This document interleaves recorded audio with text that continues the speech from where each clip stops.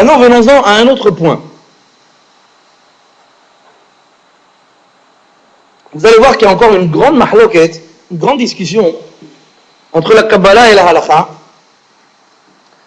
concernant un point. Quel est-il? Je me réveille le matin. Non, ça commence par je me lève. Ouais. Et après, je la bouscule. Je la bouscule pas, là. Ouais. Donc, je me réveille le matin. C'est pas moi, c'est... Ouais. Je me réveille le matin, j'ouvre les yeux, mais seulement... Donc, je vais faire les Netilat Yadayim. Ok, la logique, je vais faire les Netilat Yadayim. Mais, question pour un champion. Est-ce que j'ai le droit d'aller d'abord aux toilettes? Parce que généralement, c'est ce qui se passe quand on se réveille. Généralement, on n'a pas vraiment l'envie de faire un jogging tout de suite, n'est-ce pas, Karine? Ouais.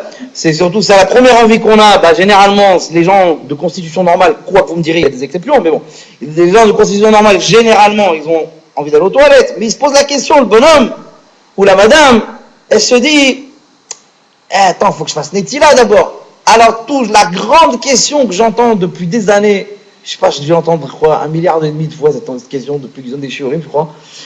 Est-ce que le matin, on a le droit d'aller aux toilettes? Ou est-ce qu'il faut aller aux toilettes d'abord avant de faire Netila? Ou est-ce que c'est assour, il faut d'abord faire Netila? Alors, on va s'en occuper maintenant. Le Ari HaKadosh, le Arizal HaKadosh, Alav Shalom, il rapporte, d'ailleurs ce Arizal est rapporté par le Magen Avraham, il dit que le matin, le Hari dit comme ça, que le matin, il faut d'abord se laver les mains, il faut d'abord faire Netilat Yadayim, et ensuite aller aux toilettes. Mais le Magen Avraham, un de nos poskim, un de nos décisionnaires de la halakha, cette fois-ci il n'est pas séfaradi, l'ashkenazi, vous voyez que je ne suis pas raciste, ouais, Rabbi Avraham Gombiner, al Shalom, 16e siècle, 17e siècle, pardon. Il dit que non, Veli nir'e, comme ça il dit, Veli nir'e, שיעשה צרכיו ואחר כך יעשה נטילת ידיים. Le Magen Avraham dit le contraire. Il dit, moi il me semble plus juste que la personne aille d'abord aux toilettes et seulement ensuite se lave les mains pour faire la netilat yadayim et récite la bracha de netilat yadayim de Asher Yatsa. Le Hari, donc je répète, en fait c'est une opinion et le contraire. Le Hari il dit quoi? Le Hari il dit toilette, il se lave les mains et il fait les deux brachot. Pardon, excusez-moi. Oui, Hazak, vous suivez. Ouais. Alors, le Hari dit comme ça. Le Hari dit Netilat Yadayim. Je me réveille, Netilat Yadayim, avec la bracha, Baruch Ata Hashem, Hashem, Kidashanu, Gustav Tzvanu, Netilat Yadayim.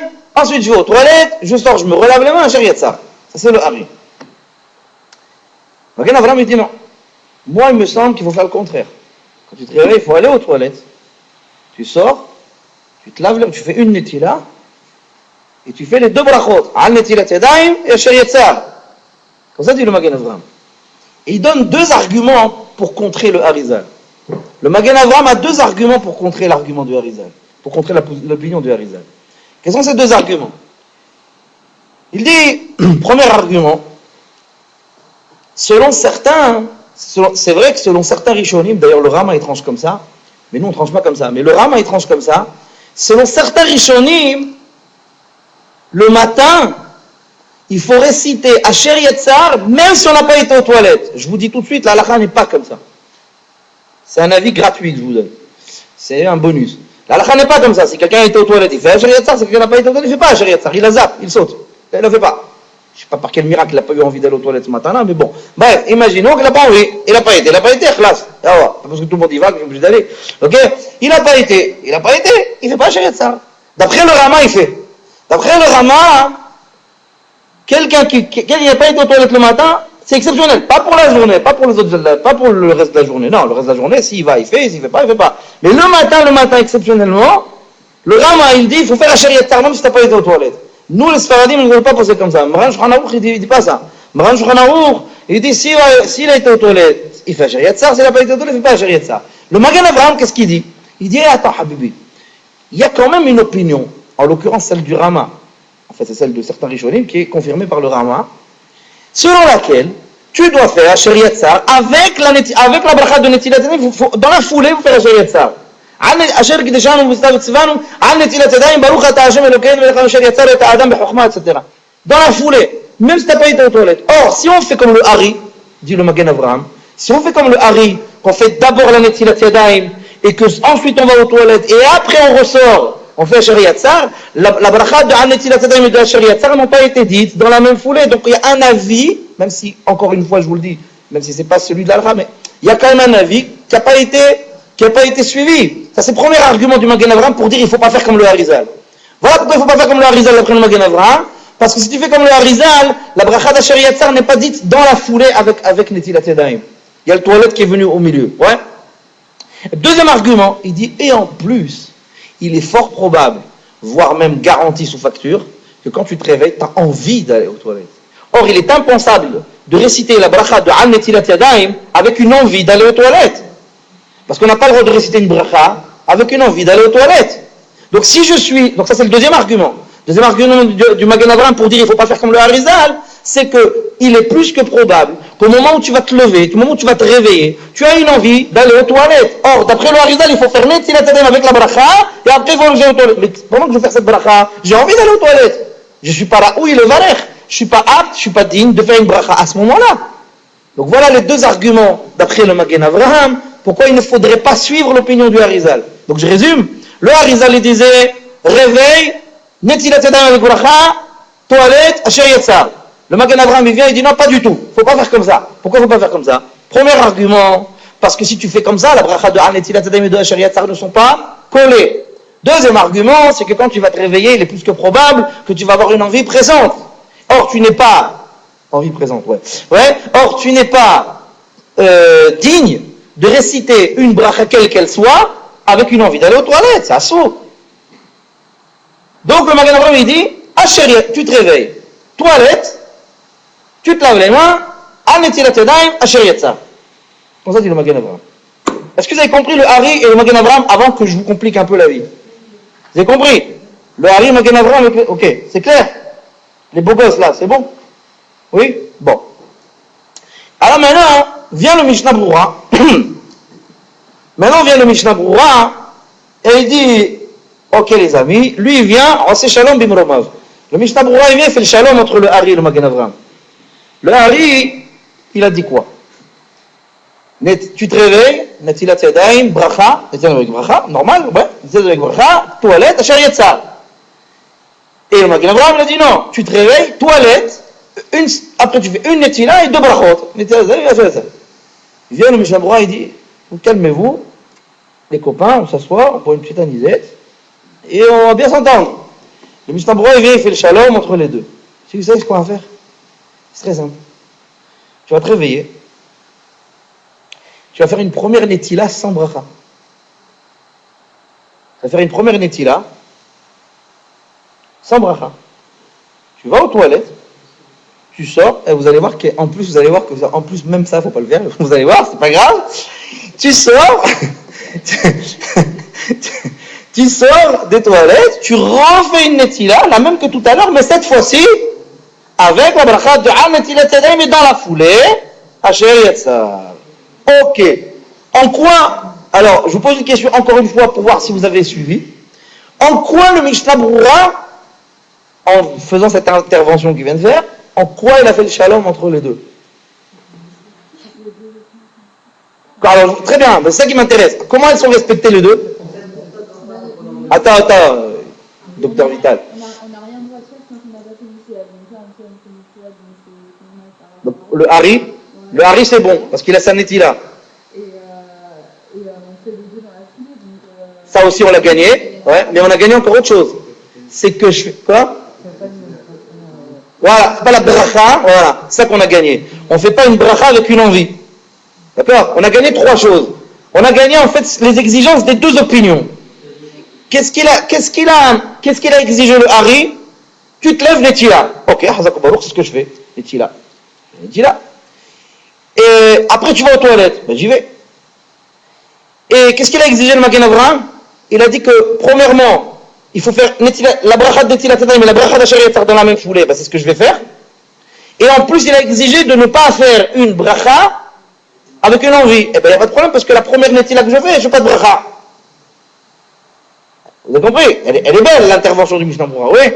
Alors, c'est Shalom Bimromav. D'accord? Il a fait le shalom entre les deux. Il a trouvé l'astuce pour faire le shalom entre le Hari HaKadosh et le Magen Avraham. Parce que dans l'astuce du Mishnah Brura, les exigences des deux opinions sont respectées. À savoir, je répète encore une fois, ce que nous a dit notre amie Shoshana, elle nous a dit que d'après le Hari, qu'est-ce qu'il faut faire? Il faut faire dès que tu te réveilles l'ablution, eh bien il n'y a pas de problème, c'est ce que je fais. D'après le Magen Avraham, il ne faut pas faire une bracha à ce moment-là parce que tu as certainement envie d'aller aux toilettes, il n'y a pas de problème, je ne la fais pas la bracha. Après, qu'est-ce qu'il a exigé le Magen Avraham? C'est de dire la bracha de Netilat Yadayim et la bracha d'Asher Yatzar dans la foulée. Et bien c'est exactement ce que je vais faire avec la deuxième Netila, et je vais faire les deux brachot. Donc effectivement, le Mishnah Brura fait le shalom entre les deux. Il arrive à rejoindre les deux opinions. Et je ne vous cache pas qu'il y a beaucoup qui font comme ça. Il y a beaucoup qui font comme le Mishnah Brura vient de nous dire. Le matin, ils font deux Netilot. Une première sans bracha au réveil tout de suite. Ils vont aux toilettes, ils font tout ce qu'il y a à faire, et une fois qu'après ils ont fini, ils se refont une Netila. Et cette fois-ci, avec bracha et avec Asher Yatzar et avec ce qu'ils vont. Seulement, si l'astuce, je dirais, l'astuce du Mishnah Brura fait effectivement le shalom entre le Hari et le Magen Avraham, elle éveille la colère du Rambam. Pourquoi? Bien qu'ils ont vécu à des siècles et des siècles d'écart, mais bon, on va rentrer là-dedans. Vous savez très bien, mes chers amis, qu'on a développé plus d'une fois dans le cadre de ce shiur le célèbre principe de Mevarchim envers la Asiyatan.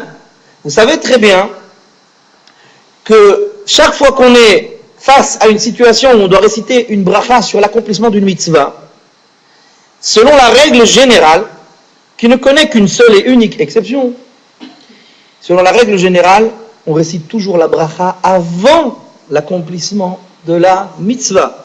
Si la mitzvah est déjà terminée, il est trop tard, on ne peut plus faire la bracha. Ça ne veut pas dire qu'on a perdu la mitzvah elle est faite. Mais la bracha, en tout cas, elle n'a plus lieu d'être. La bracha n'a plus lieu d'être après l'accomplissement d'une mitzvah. La position d'une bracha face à une mitzvah, c'est avant la mitzvah. C'est jamais après. Et je répète encore une fois que si la mitzvah a été faite et que la bracha n'a pas été récitée, ça ne veut pas dire qu'on a perdu la mitzvah. La mitzvah, elle compte. Mais simplement, la bracha n'a plus lieu d'être. Or, si elle n'a plus lieu d'être, elle est levatala. Si tu récites la bracha après une mitzvah, c'est bracha levatala. Ok. Et d'ailleurs, le Rambam le dit et le redit à plusieurs occasions. Déjà dans le Yad Hazaka, à pas moins de 5 endroits. Et dans Shalot Tshuvot Pe'erador, dans le Tshuvot du Rambam, il le dit aussi encore. Et Maran Shulchan Aruch tranche comme le Rambam sur ça. On a cette exigence chaque fois qu'on doit réciter la bracha sur une mitzvah, c'est toujours avant, jamais après. La seule et unique exception à cette règle, c'est la tevila du guerre. C'est l'immersion dans le mikvé d'une personne qui se convertit. Elle peut pas, la personne qui se convertit, elle peut pas, c'est impossible. La Gemara dit dans Masechet Pesachim Daf Zayin Amud Bet, la Gemara dit la personne qui se convertit n'est pas en mesure de dire la bracha de l'immersion avant de s'immerger parce qu'elle n'est pas encore. Pourquoi? Elle ne peut pas dire Asher ki deshanu mitzvotav vet sivanu ala tevila. Il ne peut pas dire vet sivanu ala tevila. Il nous a ordonné. Pour l'instant, tu n'es pas encore immergé. Elle n'est pas juive. Il faut qu'elle s'immerge une première fois. Une fois qu'elle s'est immergée une première fois, elle dit la bracha. Là-bas, on n'a pas le choix. La Gemara dit là-bas, dans la tevila de guerre, on n'a pas le choix. Parce que c'est impensable autrement. Mais c'est la seule et unique exception. Attention à ce que tu vas me dire. Je sens que tu vas me dire un truc qui va m'énerver. Je sens. Attends, je me prépare. Alors, c'est pas ça que je parle. Pour l'instant, je n'ai encore rien dit en plus. Pour l'instant, je suis en train de dire que s'il y a mitzvah avec bracha, la bracha elle est toujours avant la mitzvah. C'est ça que je suis en train de dire. Donc pour l'instant, attendez, pour l'instant, j'ai rien dit. Pour l'instant, je fais juste un petit rappel d'un principe général qui est celui de Over l'Asiyatan. C'est-à-dire Over l'Asiyatan, la bracha doit toujours précéder la mitzvah. Elle ne doit jamais la suivre. Jamais. En aucun cas. Or, qu'est-ce qui se passe? Le Mishnah Brura, qui s'est efforcé de faire le shalom entre le Hari et le Magen Avraham en nous donnant cette astuce de faire une première netila sans bracha, d'aller ensuite aux toilettes et ensuite de refaire une deuxième netila, mais cette fois-ci avec bracha, de netila, tadaim, de Asher Yatzar, etc. cette astuce, elle est bien, mais elle pose un gros problème d'après le principe que j'ai dit. C'est que la première netila, elle compte. Même si tu l'as fait sans bracha, elle compte comme netila. T'es yotse, t'es quitte. Netilat yadayim, la mitzvah de netilat yadayim shaharit, elle est déjà accomplie. Alors maintenant tu vas faire une deuxième avec bracha, c'est bracha levatala, habibi. Pour le Rambam et Maran Shulchan Aruch, c'est bracha levatala. Parce que pourquoi tu fais cette bracha? Pourquoi à la reh? Pourquoi tu fais cette bracha? Tu fais cette bracha pour netilat yadayim, netilat kvar yatzata yedeh chova. Tu t'es déjà quitté avec la première. Ah, mais il n'y avait pas de bracha. Ma m'akhbat li pas de bracha. Qu'est-ce que je m'en fiche?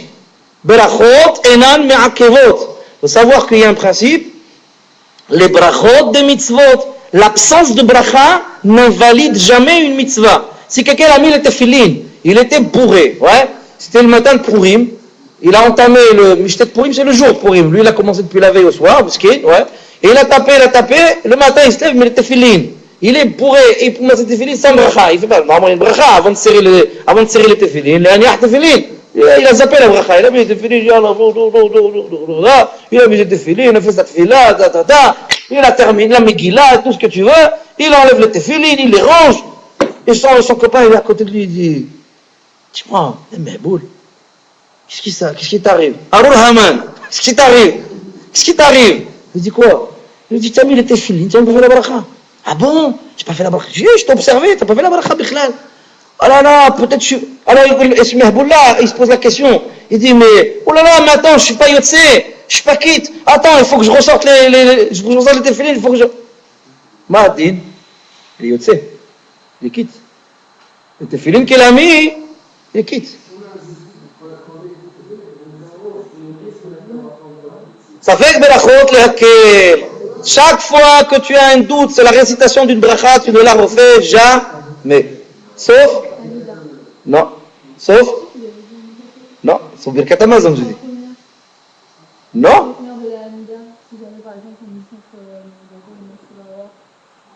Moi j'ai dit ça? Non. C'est pas moi qui ai dit ça. Si quelqu'un l'a dit, là en ce moment, par exemple, là maintenant qu'on a changé, on a Mashivaru Ahmourida Gejem, quelqu'un il ne sait pas s'il a dit Mashivaru Ahmourida Gejem ou Mouridatal. Non, ça veut dire maintenant qu'est-ce qu'il a fait? Donc, très bien, mais le problème c'est que là, ici, ça ne pose pas de problème. Parce que si quelqu'un a mentionné la rosée en hiver, il n'a pas dit un shaker, parce que la rosée, elle ne s'arrête pas. Elle tombe en hiver comme en été.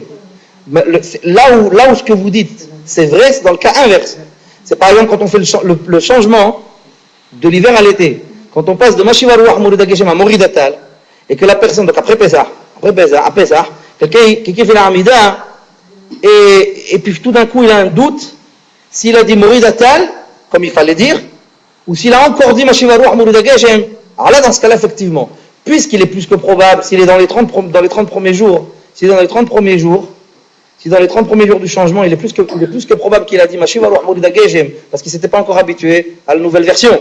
Alors dans ce cas-là, ça pose un problème, parce que mentionner la pluie en été, c'est siman qu'elle est là. D'accord, mais c'est pas là on a des pluies, c'est pas la période des pluies. Il pleut, c'est une chose, mais c'est pas Gishme Beracha, c'est pas une pluie de bénédiction. Les pluies de bénédiction, c'est en hiver.